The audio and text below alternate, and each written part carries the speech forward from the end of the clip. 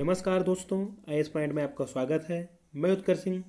पिछले कुछ दिनों से आपका और हमारा CAA करंट अफेयर्स एनालिसिस का वीडियो नहीं आ पा रहा था, लेकिन आज से आपका CAA डेली आएगा। इसलिए आप लोग इंतज़ार मत कीजिएगा। आपको 8 बजे अपने टाइम के अनुसार आपको CAA का वीडियो देखने को मिल जाएगा।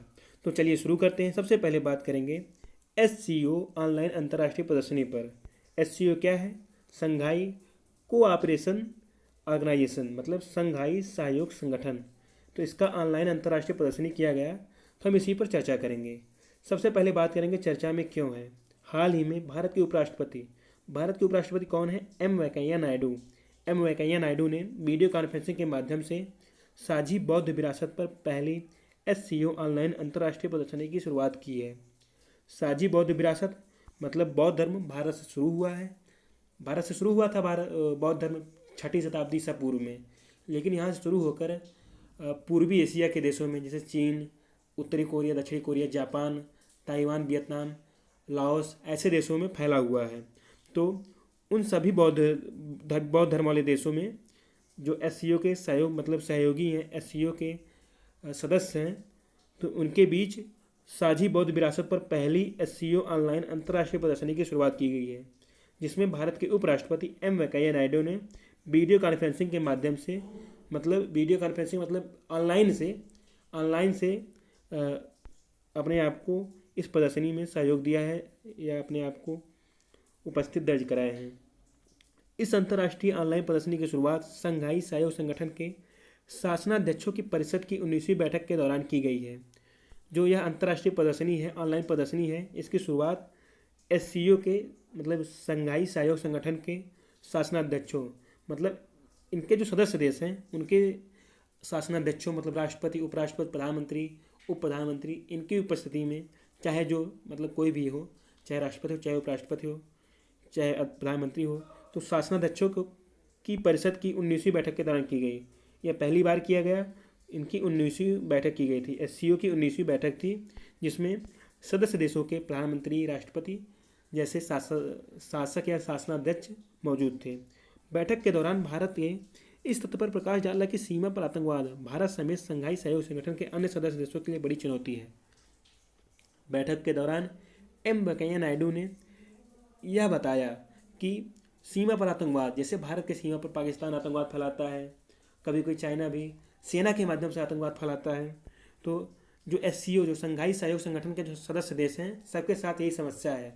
सीमा पर आतंकवाद मतलब सभी सदस्य देशों की सीमा सुरक्षित नहीं है, तो इसके लिए साथ में खड़े होकर लड़ने के लिए बात की है और ये कहा है कि सीमा पर आतंकवाद SCO के सदस्य देशों के लिए बड़ी चुनौती है। अब चर्चा करते हैं इसके प्रमुख बिंदु की। अंतर्राष्ट्रीय ऑनलाइन प्रदर्शनी साझी बौद्ध विरासत को अपनी तरफ की इस पहली अंतर्राष्ट्रीय ऑनलाइन प्रदर्शनी का आयोजन नई दिल्ली स्थित राष्ट्रीय संग्रहालय द्वारा अन्य SCO देशों के सक्रिय सहयोग से किया गया है। तो इसके प्रमुख बिंदु क्या है? अंतर्राष्ट्रीय ऑनलाइन प्रदर्शनी, जो प्रदर्शनी की गई है, अंतर्राष्ट्रीय प्रदर्शनी है, यह ऑनलाइन की गई है, वीडियो कॉन्फ्रेंसिंग के जरिए की गई है। तो साझी बौद्ध विरासत पर अपनी तरह से यह पहली अंतर्राष्ट्रीय ऑनलाइन प्रदर्शनी है। यह कौन सी? यह पहली अंतर्राष्ट्रीय ऑनलाइन प्रदर्शनी है जिसका आयोजन नई दिल्ली स्थित राष्ट्रीय संग्रहालय द्वारा अन्य SCO देशों के सक्रिय सहयोग से किया गया है। अब बात करते हैं इसके भागीदार कौन है। इस अंतर्राष्ट्रीय ऑनलाइन प्रदर्शनी में भारत के अलावा कजाकिस्तान, चीन, किर्गिज गणराज्य, पाकिस्तान, रूस और तजाकिस्तान के संग्रहालय भी हिस्सा लेंगे। इस अंतर्राष्ट्रीय ऑनलाइन प्रदर्शनी में कौन कौन हिस्सा लेगा? इसमें नई दिल्ली का संग्रहालय है, इसके अलावा कजाकिस्तान, चीन, किर्गिज गणराज्य, पाकिस्तान, रूस और तजाकिस्तान के संग्रहालय भी हिस्सा लेंगे। अब बात करते हैं इसके महत्व के। बौद्ध दर्शन से जुड़ाव मध्य एशिया में प्रचलित बौद्ध दर्शन और कला SCO देशों को एक दूसरे से जोड़ती है। बौद्ध दर्शन पूर्वी एशिया में, मध्य एशिया में और दक्षिणी एशिया में फैला हुआ है, तो यह एक सांस्कृतिक रूप से सभी सदस्य देशों को एक दूसरे से जोड़ती है। साथ ही ऑनलाइन प्रदर्शनी आगंतुकों को एक ही मंच पर SCO के सदस्य देशों से प्राप्त बौद्ध कला पुरावशेषों तक पहुंच प्रदान करने का एक उत्कृष्ट अवसर प्रस्तुत करती है। यह SCO के सभी सदस्य देशों को, मतलब SCO के जितने सदस्य देश हैं, उनको बौद्ध कला के पुरावशेषों तक पहुंच प्रदान करती है जो ऑनलाइन प्रदर्शनी में आते हैं। मतलब हर देशों में बौद्ध धर्म के अलग अलग पुरावशेष या कला पुरावशेष मौजूद हैं। तो यह इसके माध्यम से, ऑनलाइन प्रदर्शनी के माध्यम से एक देश से दूसरे देश के मतलब पहुँच बनाते हैं, देख पाते हैं, अध्ययन कर पाते हैं। विभिन्न बौद्ध कला शैलियों के विषय में जानकारी, इससे क्या होगा, विभिन्न बौद्ध कला शैलियों के विषय में जानकारी मिलेगी। आगंतुक 3D वर्चुअल प्रारूप में गांधार और मथुरा कला शैलियों, नालंदा, अमरावती, सारनाथ आदि से प्राप्त बहुमूल्य भारतीय बौद्ध नृत्य के बारे में जानकारी प्राप्त कर सकते हैं। पहले के जो यात्री थे, चाइनीज यात्री थे या बौद्ध यात्री थे, जैसे फाहियान, वेनसांग, ये क्या करने आते थे भारत, ये बौद्ध धर्म का अध्ययन करने के लिए आते थे। तो यही काम आज भी हो रहा है। तो बौद्ध धर्म के अध्ययन के लिए वो भारत इस कोरोना काल में नहीं आ सकते हैं, इसलिए वीडियो कॉन्फ्रेंसिंग 3D वीडियो मतलब 3 डायमेंशनल जैसे लगेगा कि यहाँ सामने ही है। तो इसके माध्यम से गांधार और मथुरा कला शैली, जो कि बौद्ध धर्म की एक बहुत अच्छी कला शैली है, जिसमें नालंदा, अमरावती, सारनाथ जो ये बौद्ध धर्म के स्थल हैं, यहाँ से प्राप्त बहुमूल्य भारतीय बौद्ध नृत्य के बारे में जानकारी प्राप्त कर सकते हैं, जो पहले काम फायान और वेनसांग और इत्सिंग जैसे चाइनीज यात्री या बौद्ध यात्री करते थे। कलात्मक समृद्धता और उत्कृष्टता इससे बढ़ेगी। इससे क्या होगा, कलात्मक समृद्धता और उत्कृष्टता बढ़ेगी।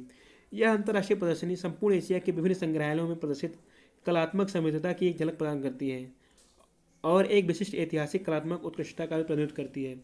जो यह अंतर्राष्ट्रीय ऑनलाइन प्रदर्शनी है, यह संपूर्ण एशिया के अलग अलग संग्रहालयों में, मैंने अभी आपको बताया किर्गिस्तान, किर्गिज गणराज्य, चाइना और भारत और देशों के जो संग्रहालय इसमें हिस्सा लेंगे, तो संपूर्ण एशिया के विभिन्न संग्रहालयों में प्रदर्शित कलात्मक समृद्धता मतलब कौन कौन सी कला की जो झलक है उसको मिलेगी, और यह एक विशिष्ट ऐतिहासिक कलात्मक का भी उत्कृष्टता का भी प्रतिनिधित्व करेगा। अब बात करते हैं इसकी विशेषता की। SCO के ऑनलाइन प्रदर्शनी की विशेषता पर बात करते हैं।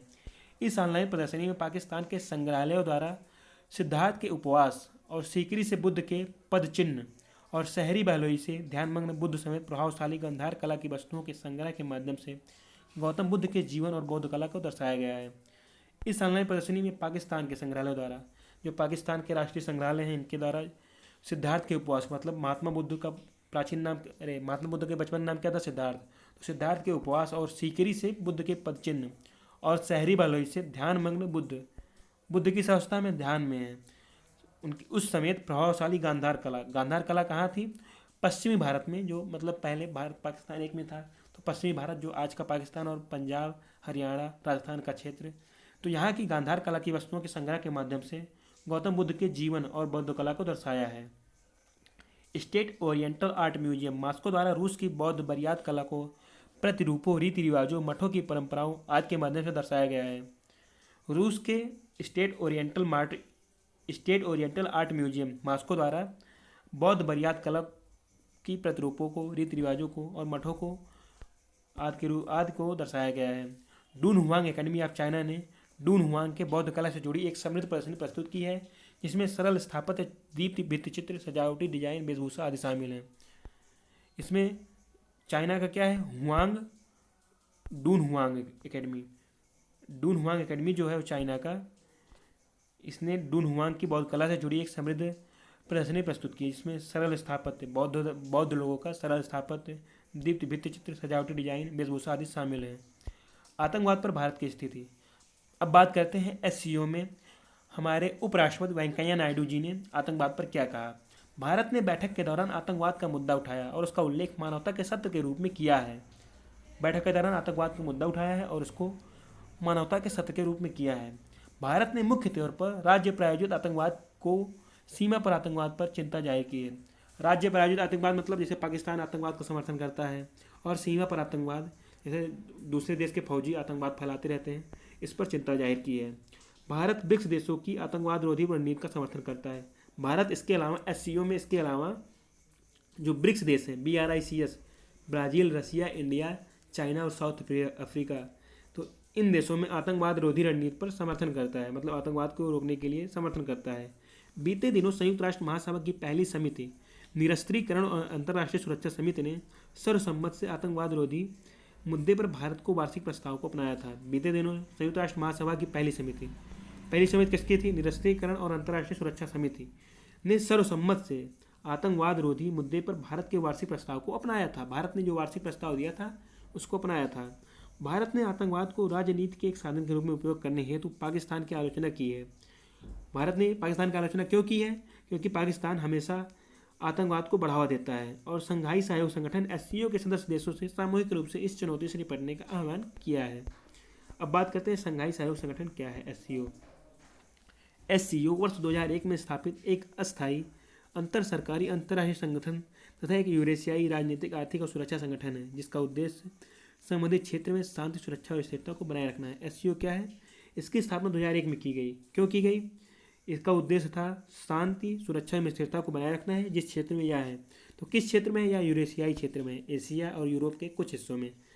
तो यह एक अंतर सरकारी अंतर्राष्ट्रीय संगठन है जिसमें राजनीतिक आर्थिक और सुरक्षा संगठन है। मतलब यह एक यूरेशियाई, जैसे अंतर्राष्ट्रीय संगठन बहुत से हैं, जैसे ईयू है, यूरोपीय यूनियन ईयू है, और संयुक्त राष्ट्र संघ है, और कई हैं।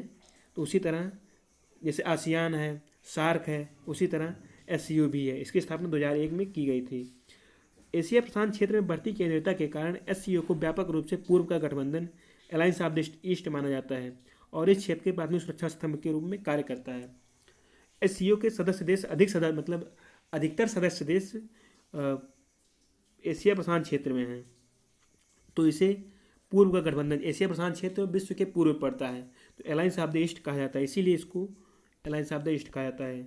भौगोलिक कवरेज और आबादी के मामले में यह विश्व का सबसे बड़ा क्षेत्रीय संगठन है जो यूरेशिया महाद्वीप के 3/5 भाग और मानव आबादी के लगभग आधे हिस्से को कवर करता है। अगर क्षेत्र मतलब भौगोलिक क्षेत्र देखें तो यह एशिया महाद्वीप, यूरेशिया महाद्वीप के 3/5 हिस्से को, और मानव आबादी को देखें तो यह आधे हिस्से को कवर करता है। रूसी और चीनी एससीओ की आधिकारिक भाषाएं हैं। रूसी भाषा और चीनी भाषा, रशियन एंड चाइनीज एससीओ की आधिकारिक भाषाएं हैं। इसके सदस्य देश कौन से हैं? वर्तमान में इसके सदस्य देश हैं कजाकिस्तान, चीन, किर्गिस्तान, रूस, तजाकिस्तान, उज्बेकिस्तान, भारत और पाकिस्तान। इसके सदस्य देश कौन से हैं? इसको याद कर लीजिए आप, यह आपकी प्री में पूछ सकता है। कजाकिस्तान, चीन, किर्गिस्तान, रूस, तजाकिस्तान, उज्बेकिस्तान, भारत और पाकिस्तान। जैसे आपके लिए प्रश्न आएगा कि एससीओ का सदस्य देश कौन सा है, तो इसमें से कोई एक देश देगा और बाकी 3 देश दूसरा दे देगा, तो आपको विकल्प चुनना होगा। कभी कभी देगा कि इसमें से कौन सा देश एससीओ का सदस्य नहीं है, तो 3 देश इसमें से देगा, एक देश नहीं देगा, एक देश दूसरा दे देगा, तो आपको उसको चुनना रहता है, इसलिए आप इसको जान जाइए।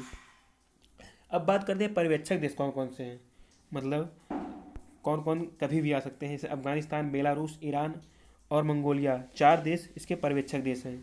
यह भी आपकी प्री के लिए बहुत इंपॉर्टेंट है। अब बात करते हैं वार्ता साझेदार देश कौन कौन से हैं। अजरबैजान, आर्मेनिया, कंबोडिया, नेपाल, तुर्की और श्रीलंका। यहाँ पर बौद्ध धर्म की अधिकता है। यहाँ ये वार्ता साझेदार देश हैं। अगर वीडियो से कुछ भी जानकारी हो तो वीडियो को लाइक कीजिए, दोस्तों में शेयर कीजिए, चैनल सब्सक्राइब कीजिए। धन्यवाद।